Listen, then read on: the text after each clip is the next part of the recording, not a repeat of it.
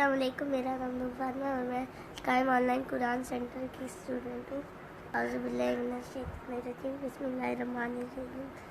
वइज़ वअदना मूसा अर्बईना लैलतन सुम्मतख़ज़्तुमुल इजला मिन बअदिही व अंतुम ज़ालिमून। अब मैं इमाम के नाम सुनाऊंगी। पहले इमाम अली अलैहिस्सलाम, दूसरे इमाम हसन अलैहिस्सलाम, तीसरे इमाम हुसैन अलैहिस्सलाम, चौथे इमाम ज़ैनुल आबिदीन अलैहिस्सलाम, पांचवें इमाम मोहम्मद बाकिर अलैहिस्सलाम, छठे इमाम जाफर सादिक अलैहिस्सलाम, सातवें इमाम मूसा काज़िम अलैहिस्सलाम, बारहवें इमाम अली रज़ा अलैहिस्सलाम, नवें इमाम अली नकी अलैहिस्सलाम, नवें इमाम